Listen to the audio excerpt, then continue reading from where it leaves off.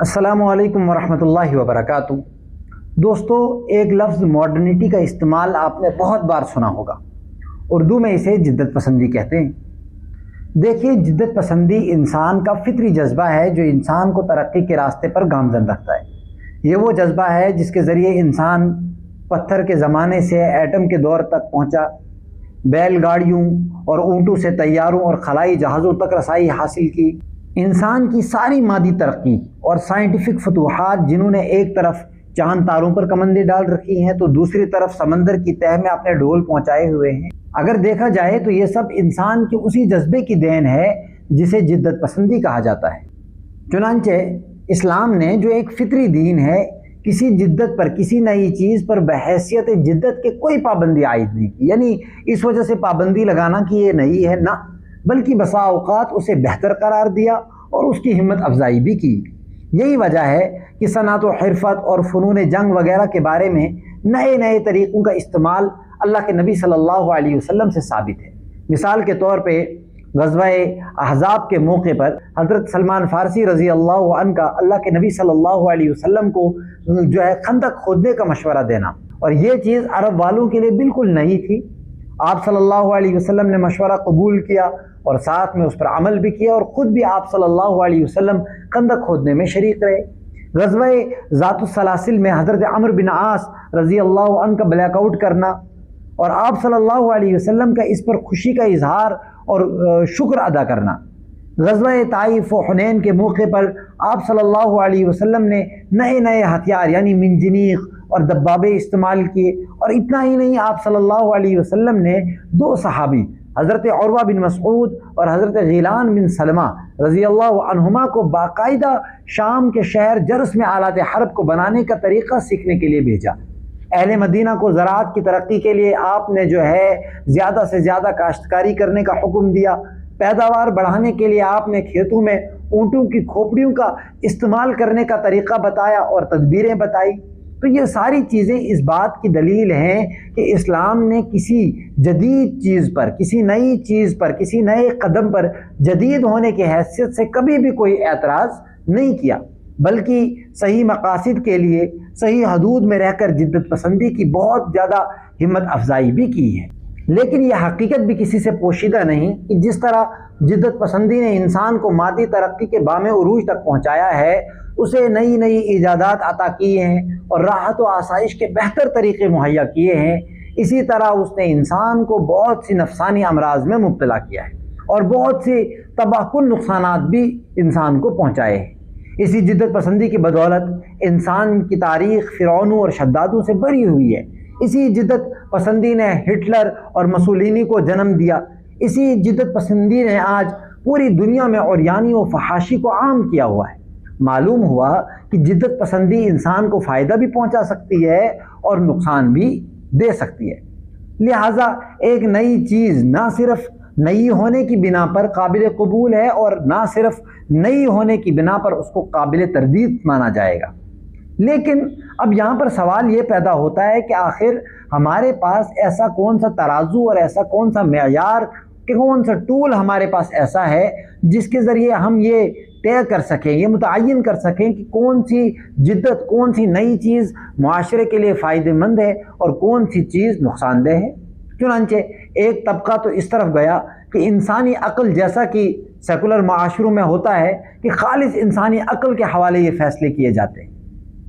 मगर इसमें दुश्वारी ये है कि जिसने अक्ल खालिस को अपना रहबर और रहनुमा बनाया और जिस किसी ने भी अक्ल खालिस के ज़रिए इन चीज़ों के बारे में गौर व फिक्र का सोचा, उन्होंने जिद्दत पसंदी के नाम पर इंसानियत से अखलाक व शराफत के सारे औसाफ लूट कर उसे हैवानियत और दरिंदगी के रास्ते पर डाला। इनमें से किसी ने बहन बेटी के साथ निकाह के जवाज़ पर दलाइल दिए, किसी ने मर्द के साथ जो है जिनसी ताल्लुकात के सही होने पर जवाज़ पेश किए, किसी ने उन लोगों को जो अखलाक अपनाते हैं उन्हें बेवकूफ़ गर्दाना। बल्कि आप इस बात से अंदाज़ा लगाएं कि हिरोशिमा और नागासाकी का नाम सुनकर ही इंसान की पेशानी जो है वो पसीने से शराबूर हो जाती है। लेकिन इंसाइक्लोपीडिया ब्रिटानिका जैसी इल्मी और आलमी किताब में उन तबाहकारियों का जिक्र बाद में आता है जो एटम बम से वजूद में आई, लेकिन एटम बम के तारुफ में پہلا جملہ یہ لکھا ہوا ہے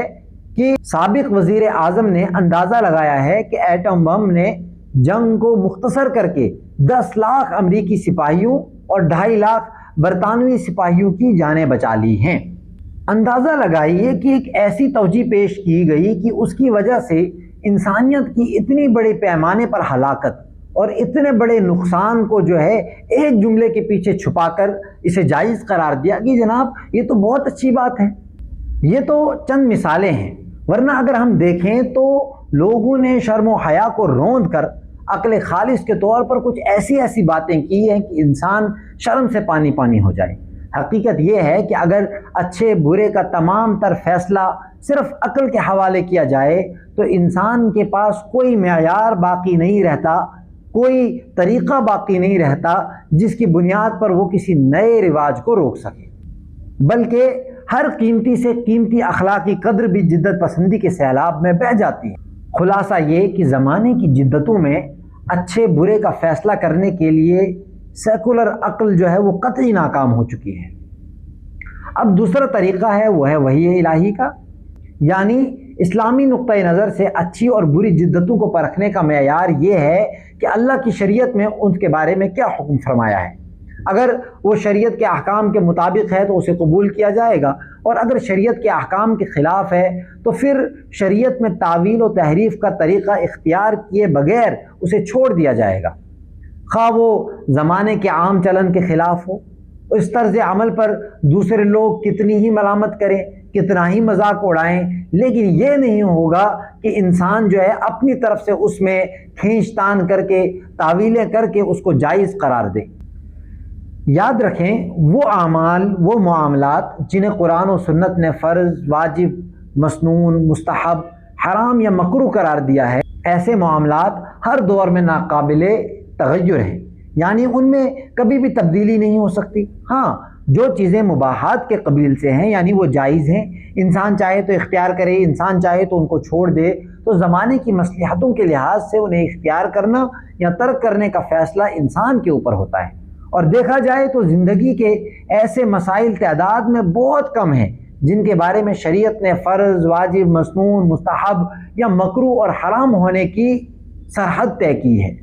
اور جو ناقابل تغیر ہیں۔ اس کے برعکس زندگی کے بیشتر مسائل اور بیشتر چیزیں مباحات میں داخل ہیں اور ان کے ترک اور اختیار کے فیصلے ہر وقت بدلے جا سکتے ہیں۔ لہٰذا اسلام نے جدت پسندی کو جو میدان عطا کیا ہے وہ ایک وسیع میدان ہے جس میں وہ اپنی پوری توانائی خرچ کر سکتی ہے، اور اس میں انسان اپنی عقل سے کام لے کر علم و انکشاف، سائنس اور ٹیکنالوجی کو بام عروج تک بھی پہنچا سکتا ہے اور اس معلومات کو انسانیت کے لیے زیادہ سے زیادہ مفید بھی بنا سکتا ہے۔ لہٰذا اس وقت عالم اسلام کا سب سے بڑا مسئلہ یہ ہے کہ وہ جدت پسندی کی ان حدود کو پہچانے اور اسلام میں جدت پسندی کا جو وسیع دائرہ انسان کو دیا گیا ہے اسے چھوڑ کر اس مختصر دائرے میں دخل اندازی نہ کرے جس کے احکام شریعت نے خود مقرر کر دیے ہیں اور جو ناقابل تغیر ہیں۔ اس کے برعکس عالم اسلام کا موجودہ طرز عمل یہ ہے کہ جس دائرے میں اسے جدید طرز و فکر اختیار کرنا تھا وہاں تو اس کی کوشش انتہائی سست اور محدود ہے، اور اس کے مقابلے میں جو احکام ناقابل تغیر تھے، جو بدلے نہیں جا سکتے تھے، جو خدا بندے کریم کی طرف سے تھے، مسلمانوں نے اپنی جدت پسندی کا رخ ان کی طرف کر دیا، اور اس کا نتیجہ یہ نکلا کہ عصر حاضر نے جو اچھائیاں انسانیت کو دی ان سے تو ہم محروم ہیں، اور جو برائیاں اس نے پیدا کی وہ ساری کی ساری تیز رفتاری سے ہمارے معاشرے میں سرایت کر رہی ہے۔ لہٰذا وہ محدود جگہ